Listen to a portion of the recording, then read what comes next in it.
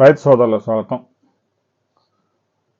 రైతులకి oil form సాగు ఆశాదీపంగా మారింది.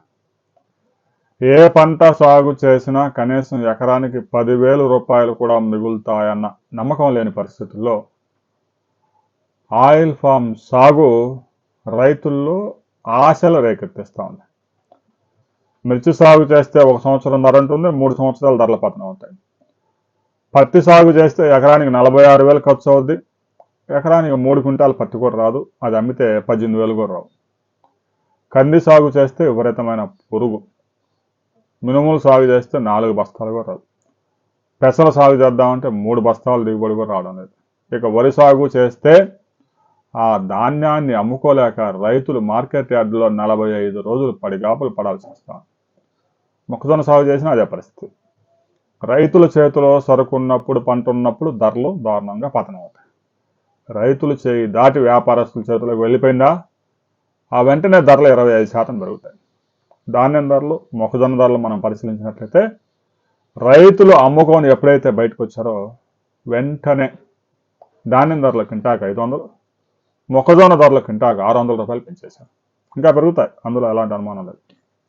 ఇలాంటి పరిస్థితుల్లో ఈ మార్కెట్ గేమ్లో వ్యాపారులు, దళారులు, సిండికేట్లు ఆడుతున్న మార్కెట్ గేమ్లో రైతులు బలైపోతా ఉన్నారు. లక్షల రూపాయలు పెట్టుబడి పెట్టి కరువు పరిస్థితి తట్టుకొని వరదలు వచ్చినా నిలబడి చీడపీడలకు విపరీతంగా మందులు కొట్టి కూలీల కొరతను ఎదుర్కొని పంటను సాగు చేసి దిగుబడి తీసుకొచ్చి మార్కెట్కి తీసుకొస్తే రైతు నెత్తిన ముసుగేసి దోపిడీ పాల్పడుతూ ఉన్నారు. రైతు అమ్ముకొని ఇంటికి వచ్చిన తర్వాత ఆ ధరలు విపరీతంగా పెరిగిపోతూ ఉన్నాయి. అయితే ఆయిల్ ఫామ్ సాగు రైతుల జీవితాల్లో కొత్త వెలుగులు నింపుతా ఉంది. దేశంలోనే తెలంగాణ ఆయిల్ ఫామ్ సాగులో నెంబర్ 1గా నిలిచింది.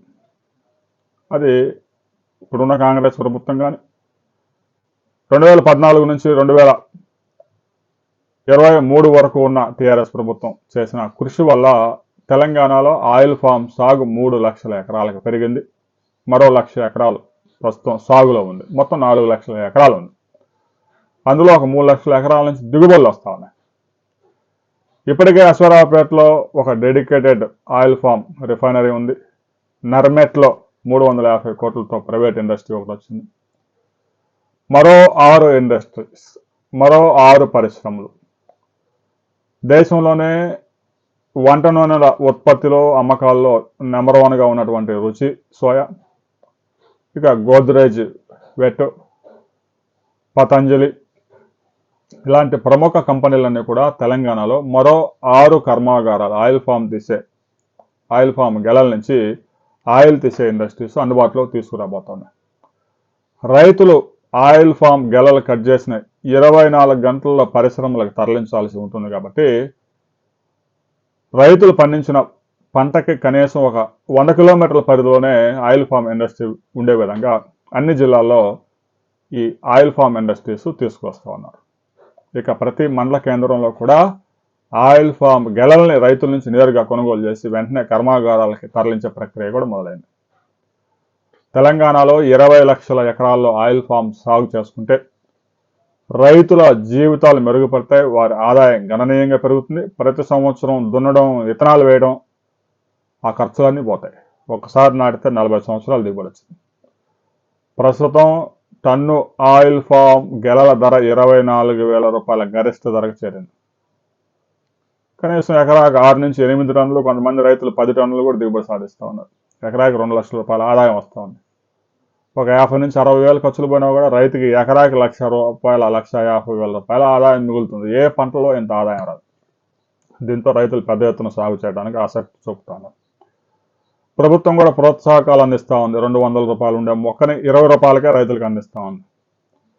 4 సంవత్సరాల పాటు దాంట్లో ఆదాయం రాదు కాబట్టి అంతర పంటలు సాగు చేసుకునేందుకు విత్తనాలు రాయితీ ఇస్తూ ఉంది, ఎరువులు రాయితీ ఇస్తూ ఉంది, రైతులను ప్రోత్సహిస్తూ ఉంది. దీంతో తెలంగాణలో కూడా పెద్ద ఎత్తున 4 లక్షల ఎకరాలకు ఆయిల్ ఫామ్స్ సాగు చేరింది.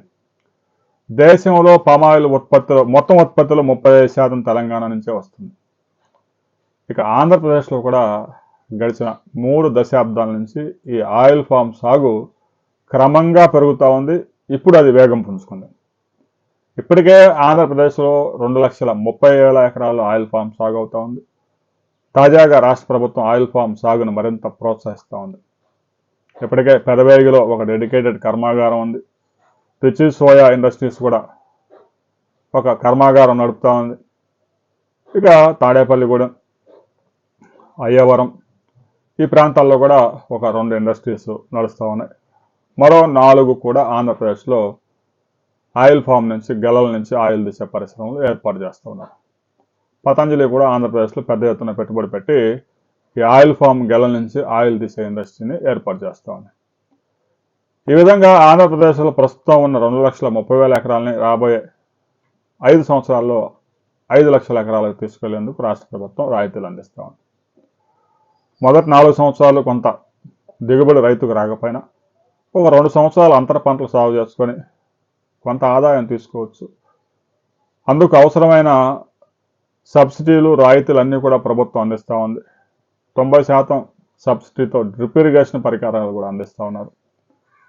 రైతులు సారవంతమైన భూములు కలిగి నీటిపారుదల సదుపాయం ఉన్న రైతులు ఆయిల్ ఫామ్ని సాగు చేసుకోవచ్చు. ఇక మీకు సమీపంలో ఆయిల్ ఫామ్ గెలలు కొనుగోలు చేసే పరిశ్రమ ఉంటే ఎలాంటి అభ్యంతరం లేకుండా సాగు చేసుకోవచ్చు. తెలంగాణలో 20 లక్షల ఎకరాలు, ఆంధ్రప్రదేశ్లో 18 లక్షల ఎకరాలు ఆయిల్ ఫామ్ సాగుకు అనువైన ప్రాంతాలు ఉన్నాయి. సారవంతమైన భూములు, నీటిపారుదల సదుపాయం సమీపంలో ఆయిల్ ఫామ్ గెలల నుంచి ఆయిల్ తీసే పరిశ్రమలు అందుబాటులో ఉంటే రైతులు నిరభ్యంతరంగా ప్రభుత్వం ఇచ్చే ప్రోత్సాహాలు ఉపయోగించుకొని ఈ పంటను సాగు చేసుకోవచ్చు. ఎందుకంటే భారతదేశం ప్రతి సంవత్సరం 12 లక్షల కోట్ల రూపాయలు విలువైన వంట నూనెలను దిగుమతి చేసుకుంటా ఉంది. అయితే ఇటీవల కాలంలో ఇండోనేషియా, మలేషియా ఆయిల్ పామ్ ఆయిల్ని కూడా ఎక్స్పోర్ట్ చేయడం లేదు. దాన్ని క్రూడ్ ఆయిల్గా మార్చి కారులు, బైకుల్లో వాడుకుంటూ ఉన్నారు. దాంతో వాటి ధరలు కూడా విపరీతంగా పెరిగిపోయాయి. ఇక దిగుమతి చేసుకోవాలన్నా కూడా తక్కువ ధరకు దొరికే పరిస్థితి లేదు. కాబట్టి ఆయిల్ ఫామ్ గెలల ధరలు దిగొచ్చే ప్రమాదం లేదు. రైతు సోదరులు నిరభ్యంతరంగా ఆయిల్ ఫామ్ సాగు చేసుకోవచ్చు అని నిపుణులు చెప్తా ఉన్నారు. అయితే మీ అభిప్రాయాలు కూడా కామెంట్ చేయండి. ఆయిల్ ఫామ్ ఇప్పటికే సాగు చేస్తున్న రైతులు మీరు ఎదుర్కొంటున్న ఇబ్బందులు ఏంటి, దీనివల్ల ప్రయోజనాలు ఏంటి అనే విషయాన్ని ప్రతి రైతు కామెంట్ చేయండి. ఇది సాగు చేయడానికి అనువైందా కాదా అనే విషయాన్ని కూడా స్పష్టంగా కామెంట్ చేయండి.